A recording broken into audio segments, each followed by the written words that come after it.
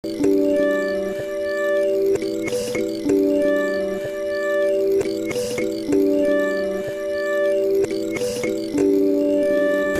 que esta noche soy un lirio.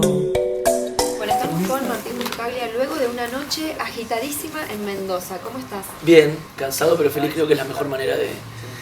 La manera ideal de estar contento es con una cuota de cansancio. Cuando esa felicidad viene por la satisfacción de haber hecho algo y que haya salido bien. Y por el esfuerzo también, ¿no? Claro, el esfuerzo hace bien. No creo que ni yo ni nadie estaría feliz si simplemente quedándote así sentado en una silla. Exacto. Sin hacer nada y sin gastar esa energía que tenés para lo que sea. ¿Cómo te viene yendo con tu último disco? Muy bien, tocando mucho. Es un disco peculiar en el sentido de que es el menos peculiar de todos los que yo he hecho. Me refiero a que es un disco solo con una guitarra acústica, que es el camino quizás más habitual para un compositor, cantautor, para empezar a tocar, ¿no? Pero en mi caso es lo último que he hecho siempre desde que comencé a componer y a tocar en vivo. Siempre armé ensambles, grupos. Es muy lindo comprobar cómo todo lo que vos sos aparece, hagas lo que hagas. Entonces, una vez que tu esencia ya afloró, ya la conocés y la podés manejar y presentar, me refiero a que no es tan distinto al final. ¿Cómo responde el público a eso? Porque me imagino que te esperan tocando todo tipo de instrumentos. Bueno, creo y quiero creer que la gente que me sigue y que me escucha, que me conoce, espera que yo haga lo que yo quiera. Y me parece muy bien eso, porque si vos haces lo que querés, es lo que te va a salir mejor. Claro. Porque uno si no tiende a pedir siempre de un artista que repita lo que a uno lo emocionó o lo tocó en un momento dado, porque justo te agarró en ese momento ese disco, esa canción, esa manera de tocar. Entonces después vas y querés que él repita eso, pero ahí lo que estás haciendo es anulando la posibilidad libertaria que tiene el arte. Hablando de la libertad y de la música, muchas veces cuando grabás un disco se pierde un poco eso de tal vez repetir muchas veces las tomas, de tocar con una con otra, después el máster. ¿Cómo te llevas con la grabación de los discos? Me gusta mucho, pero es una instancia bien, como decís vos, diferente a lo que es tocar en vivo. Son cosas distintas. Quiero decir que lo más importante en vivo no es hacer todo bien. O sea, todo lo que vos hagas bien en realidad trabaja para una cosa superior, que es la experiencia de la música y artística en general. El en vivo mueve otras cosas. El disco tiene una cosa, como decías, más, por un lado más quirúrgica, ¿viste? Más de eso, que Claro, estar que mucho también rato pensando qué nota, con qué intención quiero dar esta nota. Pero son experiencias, para mí, fascinantes las dos. ¿Cómo te llevas con las etiquetas? Digo, porque muchas veces te hablan como el renovador de la música uruguaya. Y no es algo que necesite contestar, aunque todo el mundo hable de lo que hago o aunque nadie hable de lo que hago. Me refiero que, ¿no? Yo qué sé, si estuviera en una isla desierta, igual haría lo mismo. Claro, y lo del renovar y todo eso es un halago, pero al mismo tiempo la música uruguaya esa es su impronta, ¿viste? Exacto. Mirá, hoy que estamos hablando se cumple el año de la muerte de Eduardo Mateo. Sí. Y es un ejemplo de musicalidad que se renovó permanentemente. En cada disco, todo el tiempo estaba, o sea, no tenés, tan es así que no podés prever qué estaría haciendo ahora. Claro. ¿Entendés? Exacto. No es que se murió Dylan, que es un maestro, pero si viene 20 años más va a ser lo mismo. Claro. ¿Entendés? Esto es otra cosa, y eso es una característica, una singularidad de la música uruguaya. Entonces, en ese sentido me siento parte, sí, de esa cadena de compositores con ese modo. La hora del té. La hora del té, mirá. Radio. Qué bueno. La hora del té fue un programa de radio que tuve algunos años y que está por volver permanentemente. Me pasa que tengo un montón de proyectos así. Básicamente de melómano, ¿viste? De un interés natural que tengo desde que era chiquito. Por investigar, conocer, no necesariamente lo que está pasando contemporáneamente, porque la música en el sentido y el tiempo en el sentido es para adelante, para atrás, para arriba, para abajo. Entonces te puede emocionar descubrir una canción ahora de alguien que murió antes de que vos nacieras. La radio es fascinante, la verdad, me encanta. Como medio, ¿viste? En realidad en Uruguay de radio escucho tango más que nada, la radio que se llama Clarín, que pasa tango y que pasa a las horas pares, pasa Gardel, que es el uno para mí. Entonces, eso es lo que más escucho. Mi programa iba por otro lado, pero Gardel podría entrar siempre. Voy por el mundo para bailar. ¿Cantacuentos? ¿Programa de TV? Programa de TV. Ha hecho de todo.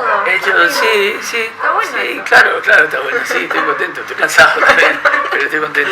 Cantacuentos es un grupo de música para niños y de teatro para niños que durante varios años también tuvo un programa de tele que sigue en actividad, que es muy conocido allá en Uruguay. Yo ahora no estoy tocando con ellos, pero compongo para ellos, produje todos los discos que han hecho, actué mucho tiempo, muchos años con ellos. Entonces es algo que tengo una relación súper cercana. Y es trabajar para los chicos divino. Mira. Y los niños tienen, por un lado, son un ejemplo en muchas cosas, ¿viste? Por un lado son artistas totales, y artistas con la osadía que hay que tener, o sea, que me refiero a que no tienen miedo. Entonces te hacen un dibujo y te pueden hacer 20 igual. También son muy salvajes y también son survivors también, ¿no? Sobrevivientes, se adaptan a lo que haya, ¿viste? Los padres que te tocaron, al país que te tocó, a la escuela que te tocó. En ese sentido son un ejemplo también, o sea, no son solo bucólicos y naif, qué lindo el niño, sino también es un guerrero y también son un ejemplo en eso. Si yo te digo Mojos. Mojos es un libro que edité hace un par de años.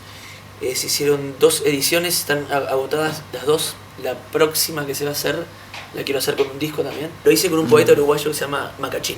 Es un libro dedicado a antologar la obra poética de mi padre. Cortocircuito.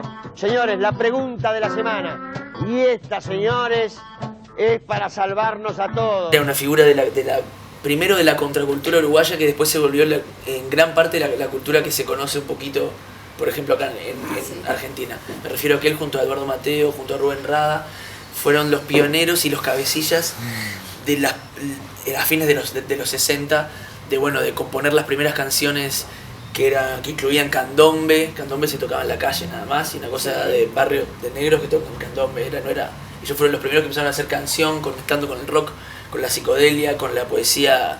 El único rock en castellano que había en esa época era el Club del Clan. Yo sé que tú me dirás. Esto que pasaba en Uruguay pasaba en paralelo con Almendra y Los Gatos acá, con el tropicalismo en Brasil. Es una cosa mundial, con los Beatles también como un poco faro de eso, y con las revoluciones cubanas, con los hippies. Bueno, mi viejo era director de teatro también, poeta, compuso un montón de canciones con esta gente. Escribió una columna en el diario todos los días, tenía un programa de radio nocturno, o sea, una figura súper polifacética y agitadora del avispero cultural uruguayo. O sea, todo esto para mí es muy lindo, no solo haber hecho el libro, sino después tocar en otros países y presentarlo, contar un poco esto, porque es algo que en Uruguay jamás necesité hacerlo. Al revés, en Uruguay siempre fue, mirá, el hijo de Horacio también hace algo. ¿Entendés? Entonces es muy lindo cómo se da vuelta la cosa. ¿Junio se viene el nuevo? Junio, un disco nuevo, y sigue en ese camino, me doy cuenta, de discos que se salen de mí, que no sé, como que voy a seguir haciendo discos y voy a seguir haciendo discos de canciones, pero no estoy en un momento especialmente interesado en eso, sino más en la música como un ente superior. O sea, la canción es algo mágico, pero es un guerrero que lucha en pro de la música, que esa es la reina. Entonces, yo necesito hacer canciones, no, necesito hacer música. Para eso tengo canciones, tengo un montón que ya he hecho, pero también puedo tocar canciones de otro y puedo reversionar mis canciones y puedo meterme en proyectos como esto que estoy hablando, lo de Kiko, o de hacer un disco así sin pensar que estoy haciendo. Estoy en ese momento. Entonces el disco nuevo es un disco a dúo también, con un artista uruguayo que se llama Antolín. Fernanda sabe bien que la ropa no es lo importante. Que es muy, muy peculiar. Es un artista muy loco, un performer, no es exactamente un músico, es como una especie de, no de héroe, pero es un artista de culto de la movida uruguaya de fines de los 80, principios de los 90, del under uruguayo. Performer, poeta, actor, bailarín, realmente un personaje con una pureza, una magia muy particular, trabajosa. O sea, no es alguien que sí, Pedro Aznar, qué lindo que canta, claro, sí, es obvio que canta lindo. No, esto es otra cosa, pero que muy mágico, tan mágico que para mí es fascinante haber trabajado con él. Es un disco que lo grabé a él cantando a capela, sin él escuchar nada, ninguna armonía, nada, o sea, cantando libremente, y en base a eso después compuse toda la música, imaginando lo que él podía haber estado escuchando en su cabeza. Entonces es un disco muy experimental en cómo fue hecho. Ujú. El resultado son canciones Claro. extrañas, pero canciones, o sea, lo más experimental fue como es el proceso. Muchas gracias. Gracias a vos, nos vemos.